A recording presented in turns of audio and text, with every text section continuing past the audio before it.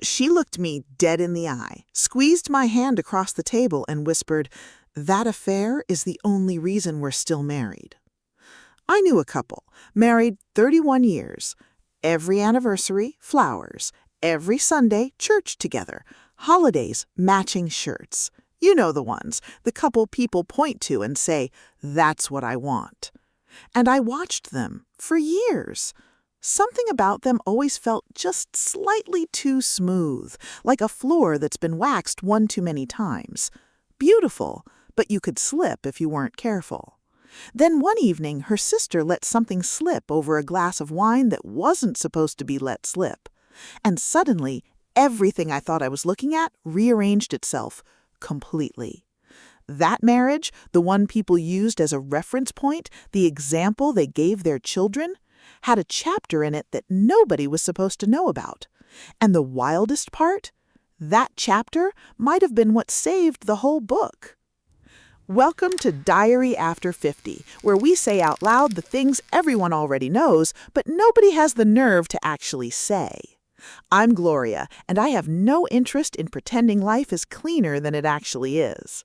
If this video found you, whether you're 60 and nodding slowly because you recognize something in this, or 27 and your whole face is doing something complicated right now, good, stay.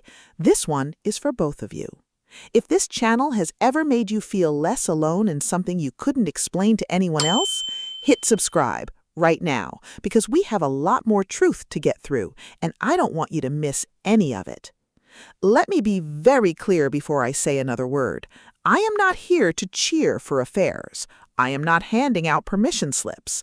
I am here because I have lived long enough to watch real life unfold in front of me, and real life is not a greeting card. The couple I mentioned, she had an affair 3 years into the marriage when things had gone so cold so fast that she said she couldn't remember the last time she felt like a human being inside that house. She did not plan it, it lasted 8 months, and then it ended. And she came back to her marriage, not because she had nowhere else to go, but because in the strange, disorienting clarity that came after, she finally understood what she actually wanted to fight for. Her husband never knew, or, and I have wondered about this for years, maybe he knew and decided that some truths are not worth pulling all the way to the surface. I know another story, a man this time, retired, distinguished. His wife has been his best friend for 40 decades. He had an affair in year 14 of the marriage with a woman who made him feel, in his words, like someone remembered he was still alive. It lasted a year. He ended it. He never told his wife. He spent the next 26 years of his marriage being quietly, deliberately, gratefully present in a way he admitted he had never been before. Not from guilt alone, from understanding. He finally understood the cost of neglect because he had lived on the other side of it. Now, I know some of you are deeply uncomfortable right now. Good. Stay uncomfortable.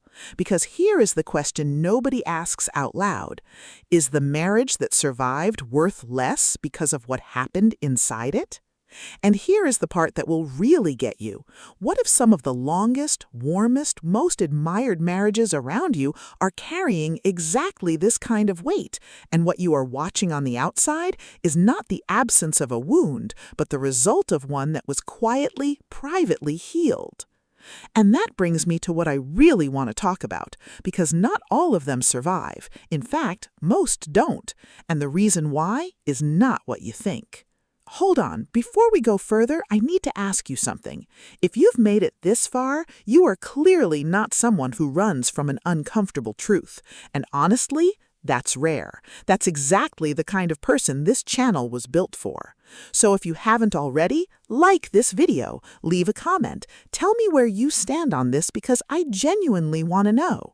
And subscribe so the next time I have something real to say, you'll actually be there to hear it. All right, let's keep going. Here is what I have noticed, and I want you to think carefully about this because it is counterintuitive. The affairs that destroy marriages are almost always the ones built on escape.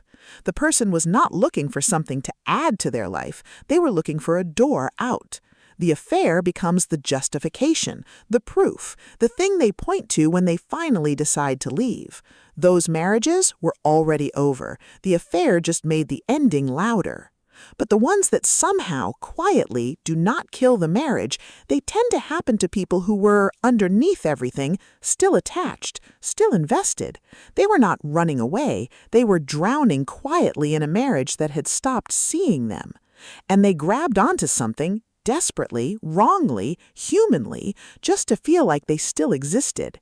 And then comes the part nobody talks about, the reckoning.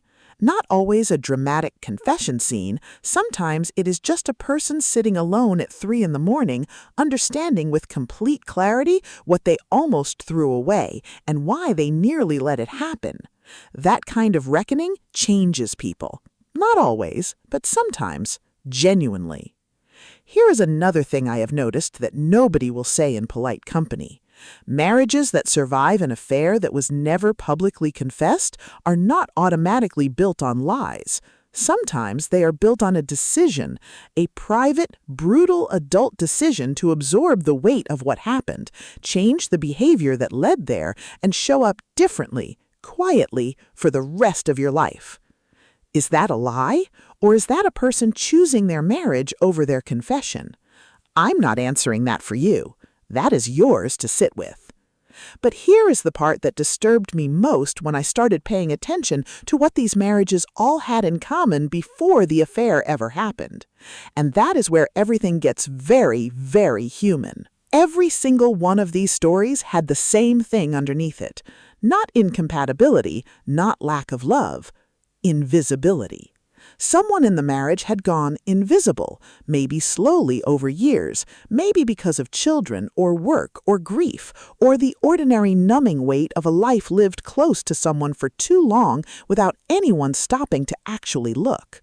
And that invisibility is the real villain in this story, not the affair. The affair is just what happens when someone who has gone invisible finally desperately finds somewhere that sees them.